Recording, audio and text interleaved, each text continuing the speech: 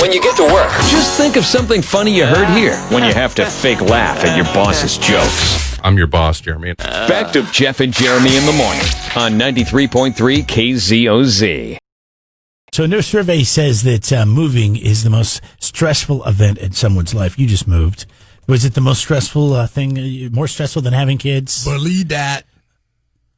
Moving and selling the house and all that stuff. I think moving, like when we moved here from another state in a new area, that was stressful. But just moving, from Templeton to Rio Grande. No, it's stressful, dude. Why is that stressful? It's so stressful. What are you stressed about? You have to. It's like a month-long process. You had a place you were moving to. You had a storage unit. You put your stuff in. You just moved. Yeah, but it's a month-long process. You're like, okay, I guess we're selling the house now. You got to move stuff little by little over to the storage unit, and then we got to figure out what we're going to take with us to the apartment and have with us. What do we need with us, and all those things. You got to get the boxes. You got to pack up everything. It's a pain. They say it's more stressful than breaking up with somebody. It is. And oftentimes, I'd rather move than get a divorce or have somebody die in my life. How oftentimes it makes people break up with somebody. I can see that being a likely scenario in many instances. Did you have a few tussles with the wife over stuff going into storage or not? What would you? I don't understand. Luckily we love each other. I mean, that's the good thing. That's the good thing about it. When I was in college, I always wanted to move into a better place. I'd move every single year. I don't like moving. No. And I feel like everybody And I've moved does that. several times since I've lived here. I've lived, the apartment I moved in when I got here, and then I moved downtown, and then we moved to Pismo, and then we moved to Grover, and then so I guess I moved that many places. But I mean, a handful of places. 4 places. I feel like everybody in college moves every single year. You know, your lease runs up. Did you know anybody in college who stayed? Well, we stayed in our apartment 2 years. Okay, but come on. I mean, 2 years. Ooh, big deal. Do you know anybody that said, okay, I'm moving into this place and I'm staying here through the entirety of the 4 years? I mean, what college rentals must make in damage deposits and first and last months is probably mind-boggling because the turnover is every single year. Right. Which is insane. Because if you're in a place, you don't have to worry about that first and last months and that security deposit. Can you deposit. imagine if you have a rental property like here, and it's a college town, and you constantly have people moving in and out, and the check-ins and check-outs, and going over what needs to be fixed and all that? I mean, that would be awful. I would much rather just rent to one person or a couple for, a decade than having to go in every year and fix whatever they broke and repaint and get the house ready for new people. It'd be exhausting. Yeah, but in many instances, you're getting an additional $3,500 a year to get that, to go in there and fix. That's a damage deposit. $300, $400. If they didn't damage anything, then you're good to go. But, you got to clean the carpets. You got to paint the walls. That's regular wear and tear. You don't lose your damage deposit because somebody had to paint the walls. I mean, as long as you didn't damage the place. That's true. Every single year, but I don't think these places paint their place every time somebody moves out. I mean, come on. Well, no, they probably don't. I've moved into some places when I was in college where they definitely did not paint the walls every time somebody moved out. Let's see. The next in line for the most stressful event of divorce. The top 3 stressors about moving are moving furniture and banging up doors. Gosh, that is always the worst, isn't it? And my thing is every time I go to move, it's a good thing because you realize how much crap you have. Yeah. And then you get rid of it. It's great to purge. It is great for purging. And I do like that about moving. Because I thought we got rid of a lot of stuff a couple of years ago when we moved in the house, and then when we sold the house, we got more. Because I think we got the house, we acquired so many things. I know you put a bunch of stuff in storage. Have you had to go back to your storage unit and get something out? You have to go this weekend. And that is not something I'm looking forward to. And it's part of the process. I was with a buddy over Labor Day when I went out of town. We were going to float this river. He had some inner tubes, and they were in the very back of his storage unit. He goes, I know exactly where they are. We pull everything out, can't find them. We were on the right side. He goes, must be on the left side. I go, Scott, dude, we've already been here 90 minutes, and we have to put everything back. Yeah, no. I go, no. I go, forget it. We're not floating the river. It's not worth it. I'm already I'm already pissed off. Why didn't you just go buy some? I mean, that's what I find we're doing. A lot of stuff that we know is in storage that we need, and we just let's just go buy it. This is for like a 2.5 hour little float down a section of a river. I'm like, no, let's just go sit in the water and drink a beer. We'll be doing the same thing. We just won't be moving. God, going to the storage unit is absolutely the worst, especially when you're not quite sure what you're looking for or where it's at. Yeah, you forget. And then you're pulling everything out. It's like, oh. That's why it's always good to label your boxes. Label. Yes, label your boxes. And buy good tubs, because you go get the cheap cardboard, and then they start breaking down on you. No, the key, honest to God, I was watching the movers, because so when I was moving stuff into the storage unit one day, it was like one of the hottest days of the year, right? And these guys did like a cross-country move, and they backed up this huge, big rig down into the storage facility, and it was right nearby where my unit was, so I'd always have to like park kind of away from them and carry my stuff to my unit because they were doing big work. And it was interesting because these were professional movers, and these guys did not have a single plastic bin, because the problem with plastic bins are hard to label, one, because on a cardboard box you just write whatever is in it on the side of it, and you could do that with a piece of tape on a plastic bin, but tape falls off, stuff like that. These guys had small to medium boxes, had everything written down, what was in these boxes, a big rig full of them, right? And they were moving all day long. How many guys did they have? They had 4 guys. Yeah. No. And they were moving these things out of there all day long. And I was a big believer in plastic boxes, but the problem is plastic boxes take on different shapes. So you're not, maximizing your space. Inside the truck or inside the unit. Horrible game of Tetris. Yeah. So there's like, some things stick out a little bit further than other things. And then you got other big items that kind of wedged in behind boxes so they don't fall and get broken and things like that. It's just like I looked down into that storage unit when they were done packing it for the day and into mine. And I was like, man, I suck. Well, they're professionals. Understandably. Give yourself a little credit. Understandably. But man, mine looks like a hodgepodge. I mean, it looks like, somebody's swap meet display. When you open it up, it's like things fall out at you when you open it up. It's not good.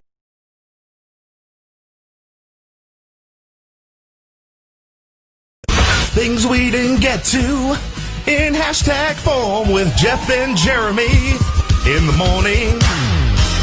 Are you excited? There's a new but familiar beer that is coming back to the shelves. Something that they only do right around the holidays. And it's the Yule Log beer. Backed by popular demand, Yingling and Hershey's are teaming up to release a chocolate porter beer for the second straight year. It's available now through the holiday season. You can get yourself a chocolate porter, which chocolate and coffee, those are good flavors in those dark, rich beers. But that sounds better to me than pumpkin spiced beer, which I know is probably out there somewhere. Probably in many variations. I'm surprised there's not. Aren't you okay in 2020? Aren't you kind of surprised that there's not a pumpkin spice? And I don't want to say it because I'm going to give somebody the idea, but maybe we're a little too late for them to take it to production. Oh anyway. No, it's already been done. It's been done in years past. No, pumpkin spice seltzer. Yeah. Oh, it's coming. You know it's coming. It's going to be so gross. I mean, God, Costco's making hard seltzer now. Coca-Cola's making hard. We were just talking about that yesterday. Right now, well, not right now, but when people pass around this podcast, there's going to be somebody in charge of production at one of the big seltzer companies, and they're going to be like, oh, man, why did we get on the pumpkin spice seltzer? Tell me if you know who this is. I was immediately, drawn to her from the minute I saw her. And that never changed. 40 years ago. He's cute. I'm shallow, I'll admit it. Hashtag commitment. 40 years this rock star has been with the same person. I had no idea. Let me give you a little bit more for why you think about that. We work hard at it, but we enjoy each other, and we never fell for the trappings of what celebrity can do. And we've witnessed that over the years to people that were close to us and people that we knew from afar. And I think if you can grow together and have the same kind of values and respect for each other, then I think that you can Certainly survive it. This rock star married his high school sweetheart. So I have this in common with this rock star. Neil Sean? I don't know why I'm thinking it's Neil Sean.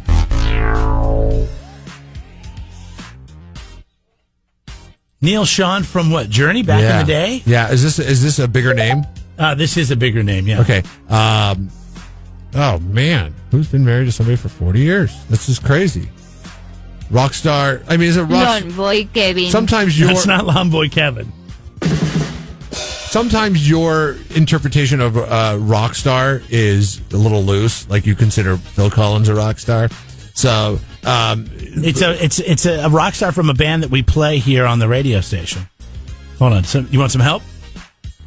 Yeah. Hi, go ahead. What's your name? Mike. Mike, go ahead. That is John Bon Jovi and his wife. Lawn Boy Kevin. What happened to my Have a Nice Day? Yeah, it is. It is John Bon Jovi. Nice job, Mike.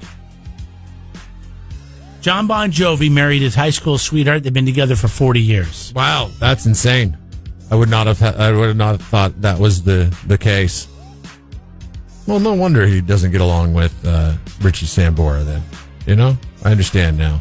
Different values altogether. Richie had Heather Locklear. He had his high school sweetheart. I mean, does it get any more opposite ends of the spectrum than that? John Bon Jovi, it's kind of a chick rock band anyways. Like, chicks were it was like Poison, Oh, I mean, they were way into this guy. And you just think he could have... John Bon Jovi could have had his pick, and in fact, I thought he did through much of the 80s. Apparently not. He was... That's probably why he looks so good still. Because he was grounded by this amazing woman that he met in high school.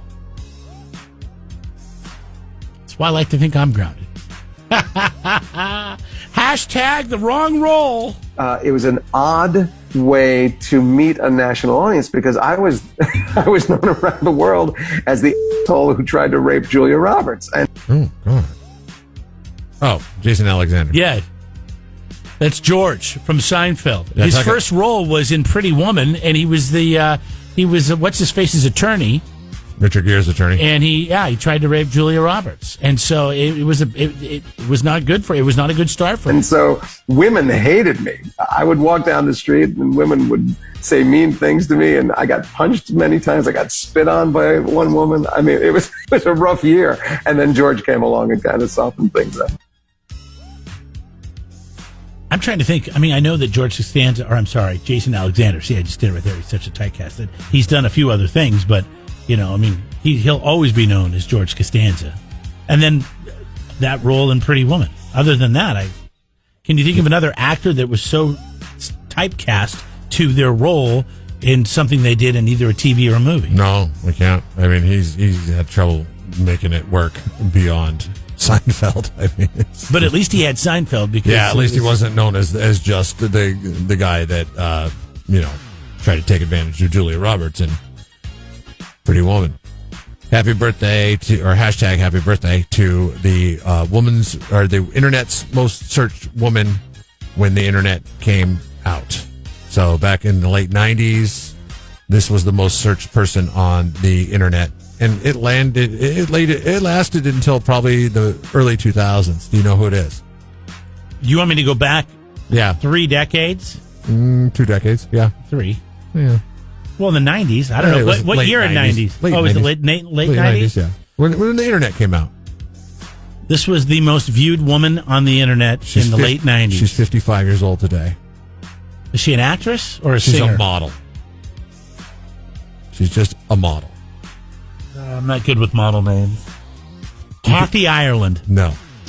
Cindy Margolis. She was... Ooh, that name sounds familiar. For many, many years, known as the internet's most searched model. Because you remember when the internet came out, it was just for looking at pictures of naked women. I don't think she does a lot of nudity, but she did a lot of like bathing suit, lingerie type thing like that. That's all she's known for? She was never an actress? Cindy Margolis? She maybe had some bit roles. I think she was in Austin Powers. Is just a bit role of one of the Austin Powers movies. Look at this, CindyMargolis.com. And And she is 55 years old today. I bet she's still just as beautiful as ever. That's awesome.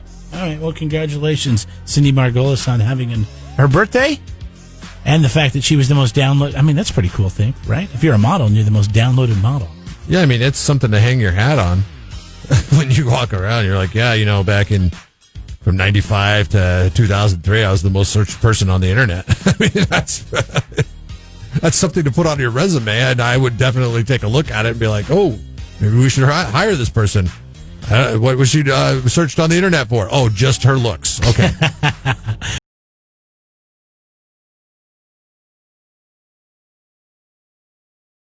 The SurfNet Communications poll question is asking you about sneezing. We were talking about this earlier with Whitney in the 7 o'clock hour. What do you think of loud sneezers? Do you think they can't control it or they want attention? Jeff, I'll let you explain that. Well, I'm of the mindset that anybody that is overly loud in the sneezing, it's that they can control their sneezing. It does not need to be this. Now, it does not need to sound like Peyton Manning calling for a call in a football game. 93% of people that have voted in the poll believe that it is something that loud sneezers can't control. Bull. Just what is it? 7% say that they want attention. So, as society, we're saying that we're going to enable the loud sneezers. I'm telling you, it's an involuntary thing. You can't control it. Yeah, I think it's a one man's opinion right now, Jeff. No, that's fine. I will stand by that. No, I'm telling you. There's got to be somebody that's really setting you off on this. Who is it, Jeremy? No, it's not Jeremy. There's somebody you deal with a lot that you see this a lot. There must be. No, there's not. Come on, Jeff. It's not. Jeff, usually, I'm reaching out to you. It's usually somebody that it stands out. Like they're usually men. You hear it all the time, and it drives you crazy. They achieve their goal of getting attention because they older men, right? They got older men, usually in their 50s, wearing old guys rule T-shirts, and they're the loud sneezers. They're the loud talkers too. 50s not that old. 50s, 60s. I mean, whatever. I think 60, 70. Well, they just don't care anymore. I think they also get to a point where you just don't give. Were you starting to say I'm young, and then you said 60s old? So in a few months I'll be old. He said 50s, and I'm like, God, we're almost 50. I mean, we're 5 years away from 50, and that's what I'm on the end of 50. Yes, we're getting to that point. Yeah, and I don't care. I don't know if you've heard yourself sneeze lately. But I think once you hit 65, less and less. 65 and over, man, you just don't care anymore. And the thing is, let it fly. Well, my mom used to smoke like crazy, and she would have these cough fits, and I was like, I wasn't worried about her lungs. I was worried about her keeling over from a heart attack from the coughing. Yeah. Kind of the same with the sneezing. I mean, you could blow something out at an older age. Right. I mean, the back, even. If there's any time that you need to subdue the sneeze, it's when you're old and out of shape. Yeah. But the subduing, I don't know. It's a double-edged sword there. I used to go camping. If you hold it in a little bit, it'll cause. I used to go camping with this guy who smoked, and he would wake up every morning, and for 30, 40 minutes he would cough until he had a cigarette, right? And his face was purple. And one day we're sitting there, and we're all like, it's a hot day, so we're kind of like have our chairs in the river, and he's coughing so much he falls over into the river. He passed out. You couldn't get any oxygen. Had to go yank him up. We had to pull him out of the water. Guess. Yeah. And we are in the middle of nowhere. Yeah. Jeff knows this guy. I went camping with him once. And it was like, stop smoking. Yeah. That hesitation of, do I give him out the mouth? Yeah, he's my friend, but, I think he stopped smoking because he's still alive. What? Well, that guy stopped wasn't he the smoking? guy that they removed his lung and cut his smoking in half? No. Right. So anyways, that's our poll question today. It'll probably change this afternoon, but you can let us know if you haven't jumped on it yet. It's funny. Come on, you with me on this one? Jeff talks about the women in the office that there's only a handful of them that sneeze, and they sneeze loud. And then you brought something up yesterday after the show. I think for women it's different. Our buddy Linda, who worked at the front desk, she would pee herself sometimes when she sneezed. Again, something that comes with age with women. Mm-hmm. And my wife's a pretty loud sneezer, even though now that we brought it up, I don't remember her. Maybe I'm just because she's home all day and I'm not, but or she doesn't sneeze as much because it doesn't seem like it's that big a deal anymore. Is there something in the psyche of the loud sneezer that says, well, if it's a loud sneeze, it's a more productive sneeze? Or something more cathartic? I don't know. I'll be honest with you. Sometimes I just really want to push one out. I just want to let it fly. We're talking about sneezes still, right? Yeah. Okay. Just making sure. Don't change the If you're subject, just tuning right? in, we're just talking about sneezing. Sneezing is what we're talking If you about. just joined us.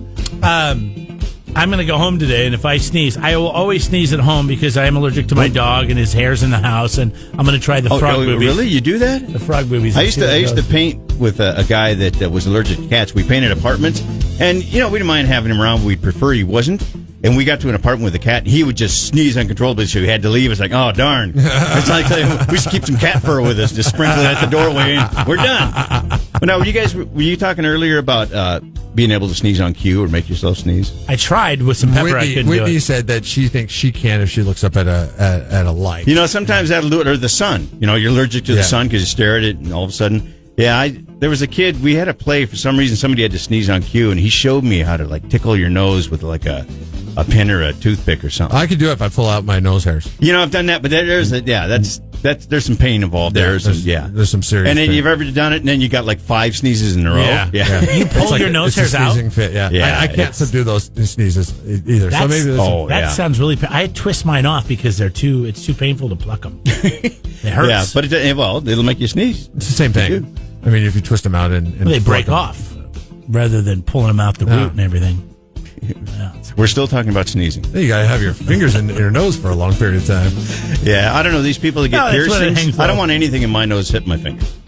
That would drive me nuts, having something in there. Oh, yeah. That I couldn't get rid of. Always these kids these days, I don't know. I'd rather get a tattoo inside my nose instead of piercing, I think. Ooh, that would be painful. Yeah. Well, if you're going to get it on your back, you never see it. Then why not? Have you ever handled some? Well, you don't have to worry about this, Seth. But Jeremy, I know you like spicy food. Have you ever handled something spicy? Oh yeah, and then you touched my eye, and then just rub rub your nose, or actually your get the corner of your eye. Oh yeah. Yes, I have, and that's a really bad thing. Oops, you don't think of that? Yeah, the hand sanitizer. Yeah, I mean, you get something spicy in your eye, it's the worst. The nose I can deal with; it burns, but the eye is the worst. Tasting it, yeah. Have you ever ate something really spicy and then it comes out the other end spicy? No, it burns. That is the worst. Yeah, the flaming. So I was. I think I had the some flaming arrow. So we to don't speak. need to hear the details. We really don't need to hear the details. I was eating some peppers. I think they were those. Was it red? They were the really yellow, the yellow spicy peppers you can buy at the grocery store. I know of them. Not pepperoncinis, but they look like them. Right. They're called, I think, banana or something. I was dipping them in some Bad Ranch Bad Ranch. Oh, yeah, so it went. Oh wow! So you had to, the flaming arrow. Talk about a detox. Yeah. Wow. That's the new cleanse. It's called the Bad Ranch cleanse. Yeah. Of course, you need a little aloe vera on the taint there. Yeah, I'm doing I'm doing a cleanse this week. You just dropped the T word? That could have been worse. All right, there's more of that coming up. Stick around. Well, up. So was that movement about an 8.9 on the Sphincter scale? Is that what you're saying? It was. I don't know if it was much of a movement as it was just a flooding. So. You know what's brown? Sounds like a bell. Dung. Okay. See, joke time. Time to go. Don't burn all your material. You got 4 hours. Joke time.